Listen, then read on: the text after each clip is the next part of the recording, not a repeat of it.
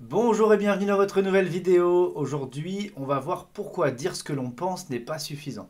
Alors, souvent on entend dire, il faut dire ce que l'on pense, il faut mieux exprimer ce que l'on pense, et c'est toujours mieux comme ça de dire ce qu'on pense. Donc, soyez franc, etc., etc. Je suis d'accord, même si déjà, toute vérité n'est pas toujours bonne à dire, donc attention. Dire ce que l'on pense, c'est une chose, mais il y a le fond et il y a la forme. Donc, ça, on pourrait y revenir, mais quand on veut dire ce que l'on pense, il y a vraiment ce que l'on pense et il y a comment on va l'exprimer.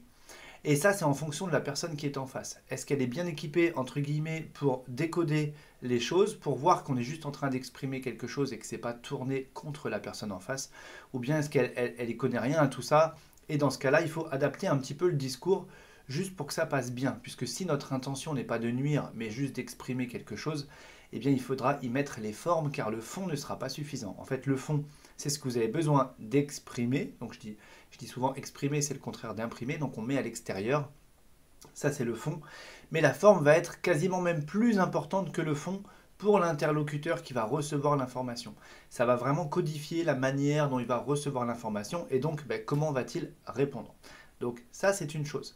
Pourquoi dire ce que l'on pense n'est pas suffisant? Parce qu'il faut en fait dire ce que l'on ressent. Et trop peu de personnes, ça vous s'autorise à exprimer leur ressenti. Et parfois même quand vous exprimez vos ressentis à quelqu'un, la personne en face, elle capte même pas que c'est juste pour donner une information. Parfois les personnes vont se braquer tout de suite pensant que c'est une attaque, que c'est une offense, que on essaye de charger la personne en face, de la culpabiliser, de la rendre responsable ou coupable de quelque chose dans cette situation donnée. Or, pas du tout. Le but c'est juste de se dire, ok, il y a telle situation, on peut exprimer ce qu'on pense, voilà ce que j'en pense, mais surtout moi, par rapport à cette situation, voilà ce que je ressens.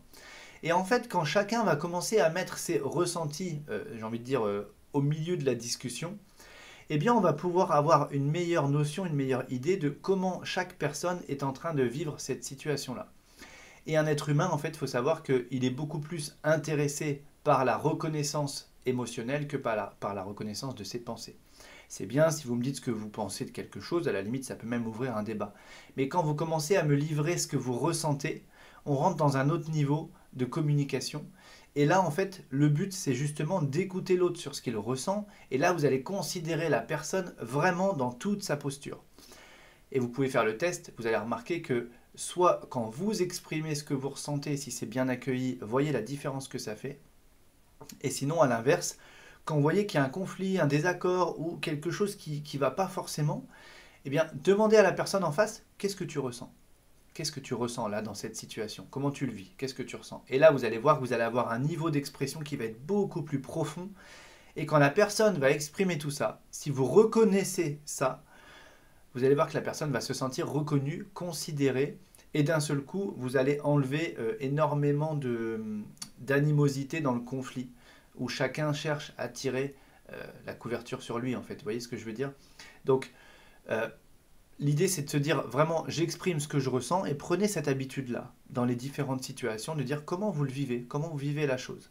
Parce que sinon, on pense que avec ce que j'ai dit verbalement, ou avec ce que j'ai dit d'un point de vue non verbal, ou presque dans le non-verbal, il y a aussi tout ce qu'on ne dit pas, hein, mais finalement, comme on ne peut pas ne pas communiquer, il y a toujours des informations, même quelqu'un qui ne parle pas, il est en train de donner une information. Donc l'idée, c'est que une fois que j'ai dit tout ce que j'avais à dire, etc., eh bien, on va voir que je vais me sentir déjà libéré de quelque chose. Et si on prend l'habitude à chaque fois de dire ce que l'on ressent, eh bien, on va être reconnu pour ce que l'on ressent. Le niveau de communication, il est beaucoup plus profond. Et si tout le monde commence à faire ça, eh bien, vous allez voir que dans les différentes situations, vous allez avoir un niveau de communication qui est plus juste de l'ordre mental, les opinions, etc. Là, on n'est plus en train d'exprimer une opinion, éventuellement de débattre dessus, etc. Mais on est sur un ressenti. Et c'est énormément plus profond. Et l'être humain, quand vous allez le reconnaître sur ce qu'il ressent, eh bien, ça fait complètement toute la différence. Sauf qu'il faut d'abord penser à le faire, à la limite savoir comment le faire, mais prendre cette habitude. Prenez cette habitude d'exprimer ce que vous ressentez à chaque fois. Alors après, vous allez avoir votre petit cercle familial, amical, professionnel, et à force, les personnes vont voir que vous fonctionnez sur ce mode-là. Et après, vous pouvez tranquillement inviter les personnes en posant juste cette question. Qu'est-ce que tu ressens dans cette situation? Comment tu le vis? Et là, laissez la personne parler. Et vous allez voir la différence que ça fait. C'est pour ça donc que je vous fais cette vidéo dans le sens où juste dire ce qu'on pense, bah on voit que c'est presque fade. En fait, c'est un niveau juste très très intellectuel. Dès qu'on descend dans qu'est-ce que tu ressens, on va chercher le niveau émotionnel. Et là, quand on commence à rentrer dans le niveau émotionnel, dans cette communication-là, vous allez voir que ça va créer quelque chose qui est d'un autre niveau. Vous pouvez déjà l'imaginer, ou peut-être vous avez déjà fait ça et vous reconnectez à ça, mais testez-le au quotidien, vraiment allez chercher ça. Et même si vous avez des enfants, eh bien interrogez-les sur ce qu'ils ressentent. Qu'est-ce que tu ressens là, maintenant, dans cette situation-là, par rapport à telle et telle chose, voyez? Et vous allez voir que vraiment la personne va exprimer quelque chose qui est très profond, et c'est ça qui a besoin d'être reconnu. C'est pas tant ce qu'on pense, c'est vraiment ce qu'on ressent. Et ça fait toute la différence dans le quotidien. Voilà, il n'y a pas plus à en dire. Encore une fois, il y a juste à le mettre en place. Si vous trouvez cette vidéo pertinente, le petit pouce en l'air. Et comme d'habitude, moi je vous dis déjà à demain.